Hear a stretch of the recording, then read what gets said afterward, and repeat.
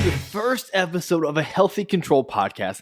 I am so excited to be here, and thank you so much for showing up as well. I hope we can learn a lot through this journey together. And in this journey, what the heck does the title mean? Let's start with that. What is a healthy control? So it's a double meaning. In research, you have your subject group and you have your control group. Now, the subject group is a group you're manipulating, and you're doing something in that group to see what happens. And oftentimes, your control group has nothing wrong with them. They maybe don't have the given disease you're looking at or condition, or you're not enforcing anything on them. You're just seeing what would happen if nothing was going on. And that's where I want you to be. I want you to be a healthy control. I want you to be on the control side of the experiments where we don't have to figure out, do we need to do X, Y, or Z to get this person healthy again? Because you're already there. You are healthy, which leads to the second part of this, a healthy control. I want you to have control of your health, not health control of you. I want you to live such a fun, exciting life because you're able to do everything you want to do because you're not being held back by some health condition. I don't want you sitting on the park bench, not being able to play with your kids or grandkids because you're too tired or you just can't get up and go do it. I don't want you missing out on vacations because it's going to be too much of a hassle to figure out how you can get around, or trying to plan the day so you can get multiple sitting breaks and naps in. I want you to live such a fun, fulfilled life out there in the world, healthy. In addition to that too, I want you to take control of your health and not let health take control of you. Likewise, have you ever gone out to dinner with a friend and, well, actually, let's back that up. You tried to go to dinner with a friend, but they're on a diet and they just can't go. They can't figure out what to eat at this given restaurant that's going to fit inside their super restrictive diet, yada, yada. It's just out of their control. Health is trying to take control of them, or their diet is controlling them. They're not controlling their diet. That's not what we want. We want balance. We want to be able to figure out how I can go to that restaurant and eat what I want to eat within my diet and within my health constraints. I want you to control your health and not health control you. Now, what makes this podcast unique? I like to think I'm not just full of it. I'm not full of BS. I'm not trying to sell you anything. I'm not trying to do anything but become healthier myself and help you become healthier. I enjoy reading research. It is a nerdy hobby of mine, and I also enjoy just taking these massive deep dives and trying to learn as much as I can about a subject, and that's where this comes in. I'm going to be sharing all this information I've learned on all these different topics with you. And it's much more than me just reading a couple of blogs that some no-name person wrote somewhere and just hoped to get some clicks on. This is real research. In case you don't believe me, you can always find that research down in the show description. It will always be available to you. That way you can read it as well if you want to, and you don't just have to take my word for it. So I wanted this first episode to be something extremely applicable, something that you've probably heard a lot and you just didn't know it. And I'm sorry, but after this episode, you might get a little ticked off when you hear all the marketing stuff that tries to use this ploy. Because honestly, this is the biggest load of BS that marketing will try to throw at you. And unfortunately, it works. And what is that? It's fat burning. Fat burn versus fat loss. There's a difference. There is a huge difference between burning fat and losing fat. Burning fat. Let's start with there, because that's what the marketing is trying to sell you on. What does it actually mean? What does that look like? So I'm going to ask you, when you think or when you hear of burning fat, what do you think of? Are you thinking about a smaller waistline or six-pack? Maybe more defined arms or a better back? Maybe it's your beach body ready. Not so fast, as Lee Corso would say. Burning fat just means that we're utilizing fat as our main fuel source, or that fat is being used for energy. We actually burn fat or utilize fat throughout the entire day for energy. Particularly when we do low to moderate intensity exercises, fat is a primary fuel source for that. When we spike our intensity or doing a HIIT workout or, chasing your 2-year-old down the driveway so they don't run to the road, that's going to take carbohydrates instead. If you've ever been on a treadmill, most of them have something like a chart on them, or maybe even like different programs. And one might even say fat burning zone. All that simply means is that your heart rate is on the lower end, maybe 60 to 70% of your max heart rate. Are you burning fat in that zone? Yeah. Are you burning fat if you go more intense? Yeah, you sure are. It's not like once you spike your heart rate, all of a sudden you stop burning fat. It's just carbohydrates are used more than fats are. So I think it's most effective if we just ditch the phrase burning fat. Just remove it from your mind. What should we replace it with? Utilizing fat, because that's all we're doing. We're just utilizing fat within our fat cells for energy. We're going to take the next couple minutes here just to get a little sciencey, just kind of explain what that actually means to use fat for the fuel source. But I promise with all the science I'm going to give you, I'm going to try to keep it light. I'm going to try to keep it digestible. I want to keep it at a level so you can actually go and tell someone, hey, I know how fat is used, or I know about X, Y, or Z, and you can explain it to them. Because I truly believe it does absolutely no good for me to say, hey, we use fat for energy, and please believe me, let's move on. No, I want you to be equipped with the knowledge here. But, I'm not handing out any PhDs or MDs, so we're not trying to get that deep into things. So here's some little bit of science. Fat is stored within the fat cells or adipose tissue. And then when you're actually needing it, let's say you're, mowing the yard, listening to a podcast, or are you sweeping or vacuuming or whatever you're doing right now? If you're up and moving, your muscles are going to need that energy. Fat is released from the fat cell or the adipose tissue into the bloodstream. From there, it's transported to wherever it's actually needed to, so we'll say muscles in this case, and then by a process called lipolysis, or splitting of the fat cells, each triglycerol is split into glycerol and free fatty acids. Free fatty acids get inside the mitochondria, and say it with me, what the heck does mitochondria do? It's a powerhouse of the cell. Thank you, Mr. Jones from science way back in the day. And eventually, it produces ATP, which is energy. That is essentially the fastest, lightest way we can explain how we use fat for energy. It's stored in tissues whenever it's needed for digestion or muscles, moves through the bloodstream, gets split up into its components, and then is transfigured into ATP. Which all that sounds cool, but that's just a normal process of daily life, and we're not actually losing any fat. We're just utilizing it. But let's talk about some of the claims that you may have heard of different things that help you to burn fat more. First thing that comes to mind is fasted cardio. I think this was quite the rage a couple years ago, but fasted cardio will help you burn more fat than if you did cardio after you ate or later on in the day. Well, it turns out if you burn more fat through fasted cardio, early in the day, by the end of the day, it doesn't matter because your body recognized what was going on and it actually switched its fuel source later in the day. So by the time you go to bed, it's completely negligible whether you did fasted cardio or non-fasted cardio. So that's what I want you to always think about when someone says, hey, this thing or this product or yada yada helps you burn more fat. First of all, we're just utilizing fat. Secondly, what are they not telling me? What are they cherry picking from this research? And in this case, it's that later in the day, you burn less fat than if you did non-fasted cardio. Now, the last point that I want to touch on with burning fat is ketogenic diet will burn more fat than a balanced diet or your standard diet. We're going to take a quick break, and then when we come back, we're going to see, is that actually true?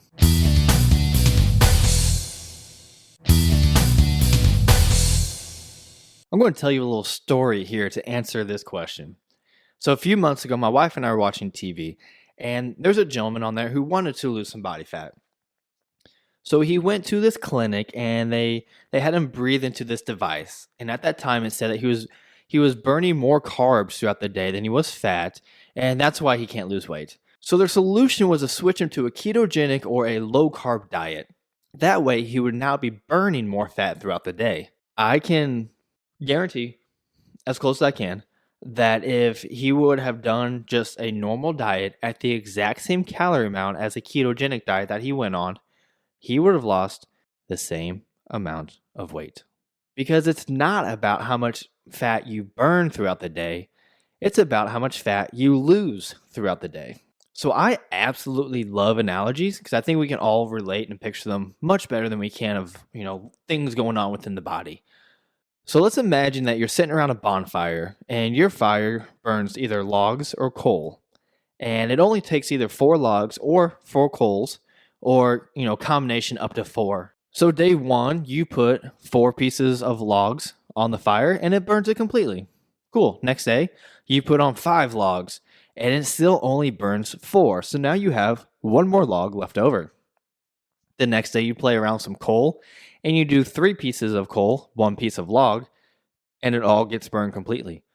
And then finally, you do 2 pieces of coal, 1 piece of log, and holy crap, by 5 p.m., you're out of fire. Your fire is gone, so you go to your storage, you grab another log, you throw it on the fire, and that lasts you through the rest of the day. This is pretty much, at the most simplified level, how the body works in terms of burning fat or carbs. Our body's a fire, the logs are fat, and the coals are carbs. Whatever you feed into that fire is what it's going to burn. If you give it only fat or only logs, guess what? It only burns fat or logs. If you give it both, it will utilize both. And if you don't give it enough fuel for the day, it goes into storage and finds another log. So please listen closely to this message. Burning fat does not equate to losing fat. Because if all you ate was fat, all you will burn is fat. And unless you're in a calorie deficit, you will not lose any fat. So where does that leave fat loss? Well, like I just said, you have to be in a calorie deficit. This is because of a thing called energy balance. Your body needs X amount of energy per day to operate, and you give it Y amount of energy. And that energy is calories. Calorie is just a unit of energy. Just like a foot is a measurement of distance or pounds is a measurement of weight, calories is just a measurement of energy. So if anyone ever says to you, not all calories are created equal, just walk away. If you're not in a calorie deficit, you will not lose body fat. If you're not in a surplus of calories, it's going to be very difficult to gain muscle and body fat. So what actually is a calorie? Like I said, it's a unit of energy. And the very, where it came from is that it's the amount of heat required to raise 1 gram of water, 1 degree Celsius at 1 standard atmosphere level. Which that's really just a fun fact. Hopefully it's on Jeopardy or something, but you just store it away. What really matters, especially if you're trying to lose body fat, is that 3,500 calories equates to 1 pound of fat. And I think what's even more important is not knowing necessarily that, but let's say you wake up one day and you gain 2 pounds overnight. It's like, holy crap, my world's ending, nothing I'm doing is working, I should just give up. Well, ask yourself this, did you eat in excess of 7,000 calories yesterday? So not just 7,000, but 7,000 plus your maintenance calories. So we're probably talking 9 to 10,000 calories. Did you eat 9 to 10,000 calories yesterday? If I'm remembering correctly, that would be about 30 slices of a Costco pizza. Did you have 30 slices of pizza yesterday? Probably not. The much more likely answer is that you ate later in the day, so your body is holding on to that food content. Or maybe you had a high carb meal, so now your body is holding on to glycogen and water, which can add some weight onto you. But it's not body fat. It's not. This is one thing I tell people all the time is like, realize what's going on and that this scale, just because it goes up or down, doesn't mean you lost fat or not. Heck, you can go on the scale right now, go drink 16 ounces of water and head back onto the scale, and you're going to gain about 1 pound. Is that fat? No, it's literally just water. So knowing that 3,500 calories equals 1 pound of fat can give you confidence that I'm still on track, I'm still doing the right thing because I did not overeat that massive amount yesterday. And this is where knowledge is so powerful. Let's answer the big question now. The other half of this podcast. How do we lose fat? I've already danced around the answer a little bit, but we're going to put this straight up out there. First of all, it's scientifically very simple, but emotionally, psychologically, social and economically, it's much more difficult. Let's go back to our example from earlier. We burn X amount of calories per day and we consume Y amount of calories. The difference will be how much weight you gain or lose. Now, how do we actually measure this? Well, it is quite simple. There's a lot of tracking apps out there to track how many calories you're consuming. You can even use pen and paper. Yeah, old school. You can use other apps that are out there. There's plenty of them. Find your favorite, stick with it. So we know how many calories we're consuming. How many calories are we burning per day? Let's just skip that for a second. And then our difference. How much weight are we gaining or losing? Now, I just talked about how it's, not easy to determine your weight loss or gain per day because water, salt, glycogen, those types of daily fluctuations. So in order to really negate all those fluctuations, here's what I do. I wake up every morning and I go to the bathroom. Then I weigh in. Every single day, I weigh in. I know this causes anxiety for a ton of people, and I'm not going to discount that. The scale can be an extremely powerful thing, but just stick with me for a second here. Wake up, bathroom, weigh in. You have 7 days of information, and that is so much more powerful than weighing in once per week. Here's why. Every time you weigh in, your weight's naturally going to go up or down a little bit. It very rarely will stay the same. But when we can combine 7 days of data into one, when we take the average of all 7 days, that negates all those little ups and little downs and shows you a better picture. Because when you do that week after week after week, you get this trend line of what your weight is actually doing, and it ignores all those little spikes. So if you want your weight to go down after a couple weeks, you should see that weight starting to trend down. If you want your weight to go up, maybe you're trying to gain some muscle, you should see that trend line going up. But day after day, week after week, weigh in. And what I have found too is that those people who are emotionally affected by the scale, they can almost reverse that adverse reaction to the scale because it just becomes part of their day. It doesn't hold this huge meaning like it used to because it went up today, but maybe tomorrow I'll go back down. Whereas when you weigh in once a week, think about how much work you just put in for 7 days, and then the scale went up by half a pound, and you feel devastated. It's awful. But maybe week 1 was, one of those days where your weight was a little bit lower than normal, and maybe week 2, it was a day where your weight was a little bit higher than normal. And now all you know is that you went up half a pound, but in reality, you might have actually lost half a pound or more, but you missed out on all that other data. So now you just don't know. I am a huge proponent of mental health. So if the scale and weighing in is something that truly affects you to a degree where it's altering your day, you're thinking about it all day and you just can't get over it, first of all, I think you should go get some professional help because I think therapy can help all of us. And secondly, work out a plan on how you can track your progress. And maybe you're going to track your progress another way that doesn't involve the scale, such as how much energy did I have today? Or are my clothes fitting better? Maybe you could take some body measurements and see if it's going down or not. There's other ways to measure progress besides the scale. Just personally, I like the scale the best, but that's just me. Do what works for you and what allows you to stay on track with your goals.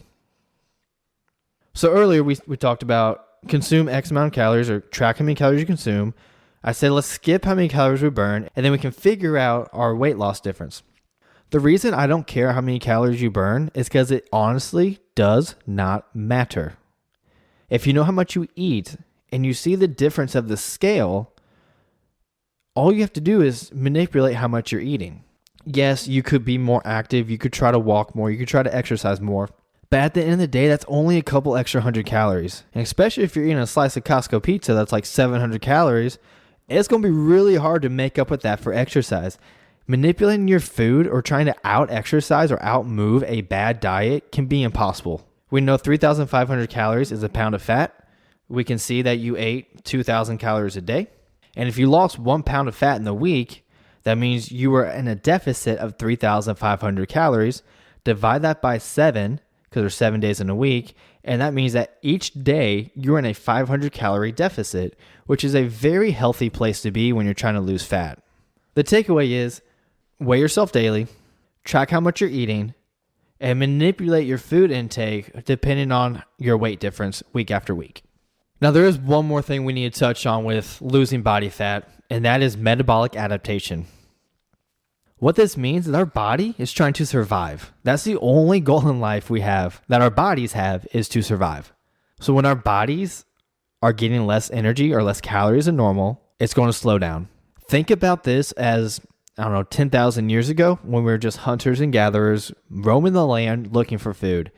And if our bodies did not get enough food that day, it wasn't because we were on a diet or restricting ourselves naturally. It's because there was no food around. So in order to survive, our body had to adapt our metabolism. Our body had to slow down its metabolism. That way we didn't starve to death.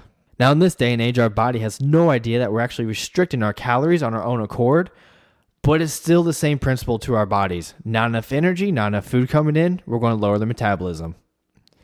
So as you go on the journey of losing weight, it does become harder and harder because your body slows down a bit. Your metabolism is going to try to save you, and it's going to slow down a little bit so you stop losing as much fat. And now you can keep lowering your food intake to stay below that, which not always the best idea. There's other things like diet breaks or maintenance phases that are extremely beneficial. And if you want to know more about that, let me know. I'd be happy to talk about that. Let's do a small recap, okay? So we know burning fat just means we're utilizing fat. We know to lose fat, we need to be in a calorie deficit. So what diet sets you up best for success? Should you do keto, vegan, Mediterranean, standard American diet, which is ironically abbreviated as SAD? What about paleo or carnivore or vegetarian, intermittent fasting, which, sidebar, I don't consider intermittent fasting a diet. It's more of a eat at this time, but not these foods. So it can be combined with anything else. But what diet should you follow? Strictly in regards to weight loss, it doesn't matter. It truly does not matter because all these diets can work if it puts you in a calorie deficit and allows you to lose body fat. This is another place where candidly I see people go wrong. They'll talk about how they ate clean, they tried paleo, they tried going vegetarian, they tried blah, blah, blah, blah. And then I ask them one simple question. How many calories were you eating on those diets? Oh, I have no idea. That's why it didn't work. Now, not all diets are created equally. Not all are as easy to pull off as others. There's even the MEPA diet, which is the Mediterranean eating pattern for Americans, which just kind of goes to show that, that diet in particular is not necessarily easy to do depending on where you live, although it is a great diet. Myself, I live in the Midwest. There's not a whole lot of fresh fish around that I can easily follow the Mediterranean diet. So pick a diet that is close or one that you can easily adapt your life to. If you absolutely love steak and beef, a vegan diet's probably not going to be sustainable for you. The diet that will work best for you is the one that you can adhere to, and you're going to adhere to the one that most closely matches your food preferences. I truly think just in the broad picture, if we stopped focusing so much on which foods actually matter more than the others and just focus on portion control, obesity rates would significantly drop. A little bit of a tease here. There's an upcoming episode all about cholesterol, and yes, there are certain foods that will help lower cholesterol. So I'm not saying that all foods are created equal or, screw the foods, just focus solely on the calories. But just the grand scheme of things, portion control goes such a long way. I also think this is a reason why yo-yo dieting is so prevalent in our country. How many people here have ever done a diet that was, maybe 4 weeks, 90 days, 6 months, whatever it was, and they followed whatever they did, and they lost weight, and then they stopped that diet, then they gained the weight back? The reason is you followed that diet, you probably ate less calories, you probably even felt better doing that diet, life got in the way, and then you went back to your old habits. Yes, I am making assumptions here. That doesn't happen for everybody, but it happens more times than not. And the reason is because you did that diet, but you did not adapt your lifestyle to that diet. I can't remember where I heard this, but it was a while ago, and they said if you do a diet, if you want to lose weight, you essentially have to assume a new identity of who you're going to be. There's you at this current weight, and then there's you at this new weight. And you at this new weight lives a little bit differently than you at that current weight did. Maybe you at this new weight will park in the back of the parking lot so you can walk that much more. Maybe you at this new weight enjoys going on hikes or going outside and playing or going to the park with your kids or grandkids. Whereas you on the old way, the old you, sat around, watched TV a lot more, or was on social media scrolling endlessly. You have to adapt a new lifestyle, a new you when you pick a diet, when you go on a diet plan. And these 90-day, these 120-day, these 4-week plans, that's a great start, but you have to keep going. Well, would you look at that? We officially made it through the first episode. I am beyond thankful for you and spending your time with me, and we got through the first episode. Now, I am completely open to feedback, and I hope I do hear from some of you guys, the goods, the bads, and what you want to hear, especially topics that you want to know more about. So you can find me at YouTube at The Healthy Control. You can email me at thehealthycontrol@gmail.com. I hope to hear from you guys soon. Now, if you're here at the launch, if this episode just launched, there's actually 2 more episodes that are already out, ready for you to listen to. If you're joining us, down the road in the future, well, enjoy the ride. We got many more episodes for you to enjoy. Hope you all take care, and I'll see you on the next one.